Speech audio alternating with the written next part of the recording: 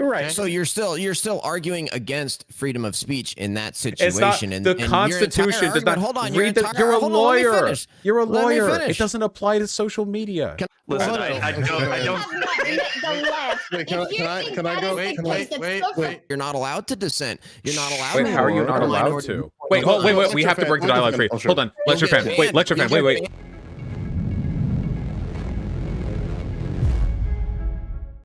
0% of you are subscribed. Fix that. And we're going to start in the bottom right-hand corner with Irish Laddie. Yeah, my name is Irish Laddie. I'm a prominent member of Destiny's community. I'm planning on starting a stream soon, but probably won't get around to it until the beginning of 2019, you know? I'm uncontroversial, I'm young, I'm fresh, the world's ready for me. I can't wait to get started. Wonderful. I can't wait to hear his thoughts on the Israel-Palestine conflict. I'm going to throw it over to Turk. We're now going to throw it over to Shoe on Head. Hi, I'm Shoe on Head. We're going to throw it over to Pixel. Hello, I'm Pixel. I cover the news. Now we're going to throw it over to Lecture Fan. I do Bible studies on Twitch on Wednesday night. Now we're going to throw it over to Aircraft Sparky. I'm a nationalist, conservative. Oh boy. Wonderful. Okay. So we're going to go into the first topic of the night, and it is an oldie but a goodie, and that is cancel culture. So cancel culture, it's bad. Cancel culture is real and it's bad. It's all Democrats doing this. They believe in if they don't like something, it should be banned. It should be censored. If something they think is misinformation, they take it down. Doesn't matter if it turns out to later on it was true. Okay, and Vaush? Yeah, so I think that cancel culture is a real thing. I think the issue is that the definition has expanded to meaninglessness, you know? As I understand it, when I talk about cancel culture, I'm talking about members within a community attacking their own and gatekeeping and purity testing because you accumulate a kind of clout by maintaining the purity of that space. This happens a ton on the left and happens a lot on the right too, but like there are people, especially people on the right, who will turn everything into cancel culture. Boycotting is not cancel culture. Criticism is not cancel culture. There are so many things that get roped into it. I mean, there are politicians crying about didn't Matt Gaetz cry about cancel culture? He was a child sex trafficking suspect. I mean, God, it's like, okay, sure, you know. You can't believe they canceled Napoleon and exiled him twice. You can fit anything under this umbrella. If we're going to talk about the problems with cancel culture, we need to talk about really complicated sociological stuff like online culture and alienation from social contact and the ways in which we make friendships and how that can really influence our perception of the people around us and what we can do to influence these spaces.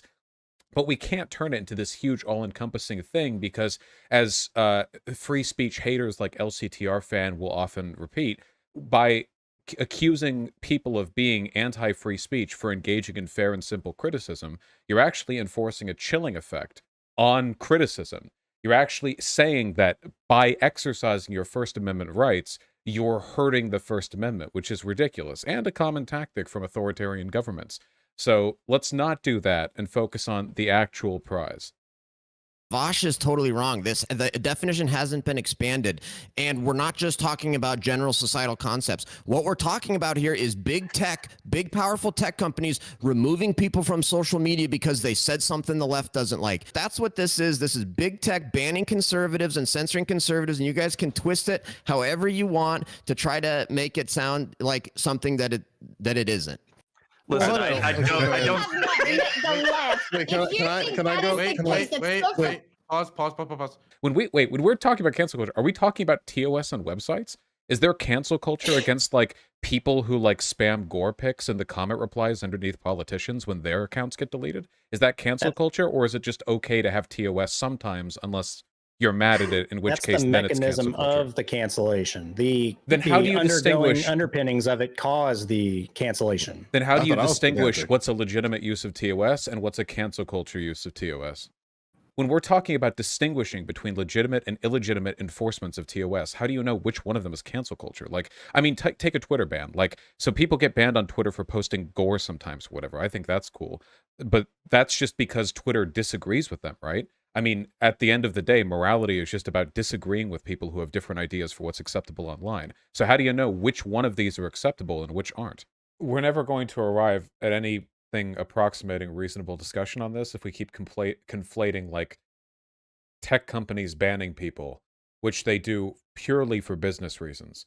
They are not doing it because they have an ideological bias one way or the other. They're doing it because they have to create TOSs that maximize the productive potential of their websites, and enforcing those TOSs are the only way to like actualize whatever effects they're going to get from having those TOSs. It's as simple as that. The people who lead Twitter or Twitch are entirely uninterested. They do not watch these panels. They don't care what we say. They only care about what an incredibly well-paid team of market analysts tell them is the best direction forward for positive growth on their sites. When it comes to like interpersonal behavior in communities, I do think there are like bad elements here, but we also have to recognize that a lot of what people call cancel culture is just the natural process of socially ostracizing undesirable values. There's nothing inherently wrong with that. It's the only way we morally grow as a species, as a civilization.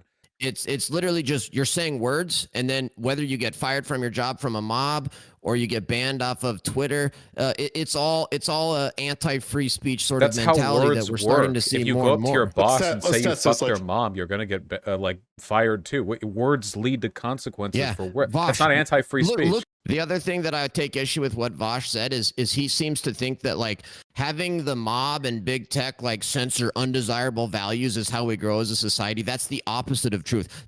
The way we really grow is you have everybody engage in open debate and open discussions, and you don't ruin people's lives just because of something they said in a selective way, just because you disagree with the politics. And Vaush is trying to specifics, man. Please, you're life trying to ruined because they said a thing. Come on. Nowadays, scientists are being used to shut down dissenting viewpoints, and that's the problem too. Is where you're not allowed to dissent. You're not allowed. Wait, to how are you not allowed to? Wait, we have to break the dialogue for you. Hold on, lecture fan. Wait, lecture fan. Wait. Who's misinformation? You'll get banned for disinformation. Lecture fan. So academic journals have stopped printing articles from people who have pressed disinfo for centuries, for longer than the country you live in has existed.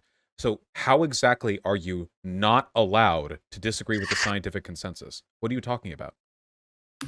I'm talking about social media, posting on social media. If you say something that goes against, if you say something that goes against whatever the Democrat leftist narrative is when it comes to whatever, whether it's vaccines or COVID or whatever else, you'll get banned. Weren't you talking about scientists? That's a part of this big whole censorship, cancel culture process that we're talking about. Okay, so by cancel culture, what you're saying is you can't complain about the COVID vaccine not working, or that COVID's not real, or that it's a fake Chinese hoax or whatever on Twitter.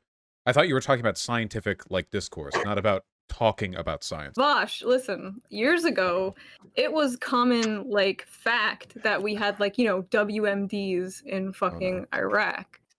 So how do you know, how could you tell what's misinformation and like what's the truth? You don't know. Why can't people discuss this stuff? Because, I mean, you can run down, like, the anti-empiricism line forever, but, I mean, even back with the WMD stuff, it was incredibly shaky testimony that was largely disbelieved even in its time, whereas the COVID stuff is as close to empirical fact as anything could ever really be. I mean, you can... Wait, hold on. There's legitimacy to what she was pointing out, by the way, because the aesthetic of truth, or the political appeal of truth, has often been used as a way of shutting down legitimate disagreement with, like, powerful institutions.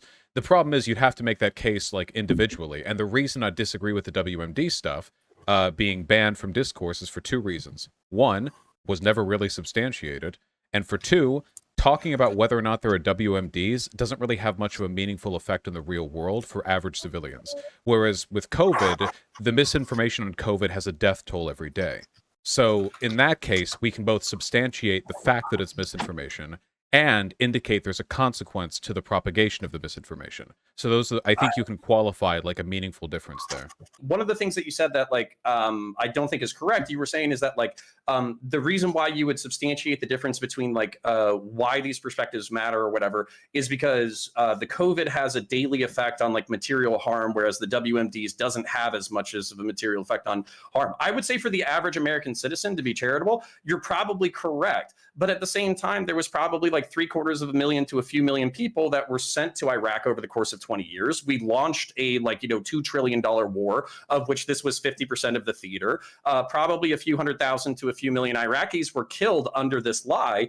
So dissent is kind of important. When you take like a moral arbitrary position where you're saying like, oh, well, in the name of the public good, I can shut down dissenting opinion, then what will not be worth shutting down in the public sphere, because there's always going to be a public interest, especially for anything that's consequential. Yeah, I just want to say there's still like a meaningful categorical difference here, because there's just no comparing the evidence that was presented for the existence of WMDs in Iraq compared to like the legitimacy of the COVID vaccine or COVID. We're talking about like a couple papers and report on the fact that chemicals may be present in the area that could have been used to make WMDs after they disarmed weapons in accordance with the protocol, and that compared to like every single scientific institution on the planet across borders agreeing on something. When it comes to whether or not something is correct or incorrect, like to claim that COVID is a hoax would be like, I mean, it's like flat earth tier shit, you know?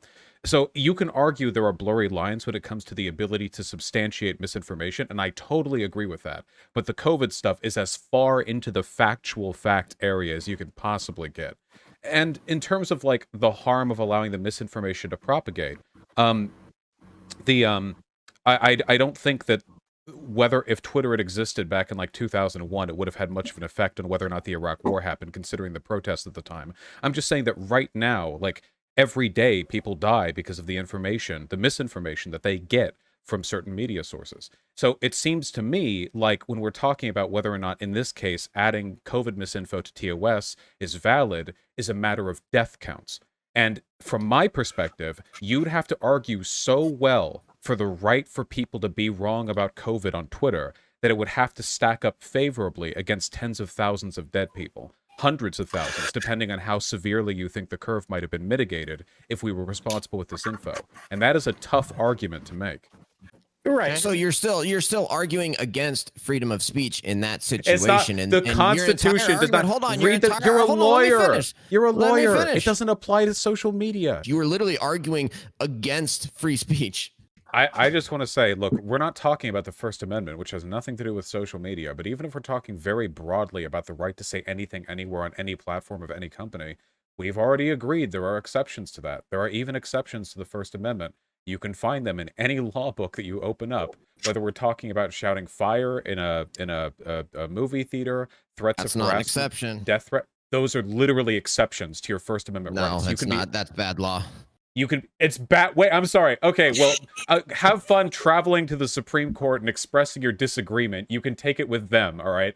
There's that. Any First Amendment lawyer knows that's the incorrect cliche. You're gotcha. Harassment, again, death threats. These are forms of speech that we have agreed are cringe and are therefore banned. Propagation of abusive materials regarding children, another form of free speech that we've decided we'd rather do without. It's just a very dogmatic argument that people throw out there. And they usually do it to like avoid thinking about any issue like this. I mean, you're going to call free speech on this. You called free speech earlier on telling people's bosses what they said on Twitter. What isn't free speech? But who determines what misinformation is? See, this is the problem. There's reasons why the African American community is actually questioning things like the COVID vaccine because, hey, they actually talk things like, I don't know. You talk about black people actually. Different conversation. I mean, these are legit. These are legit things to actually consider. Okay.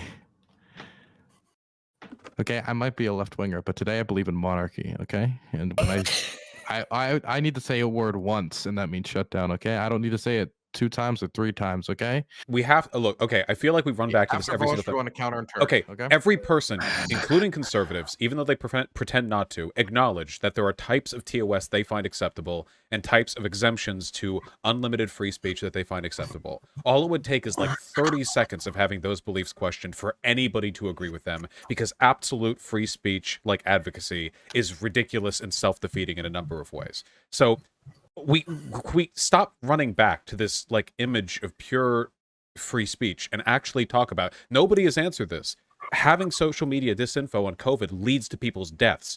How many like corpses do I need to stack up in a pile before that becomes more worthwhile than the abstract freedom to talk about how your Fauci ouchie gave you cancer on Twitter? What's the fair?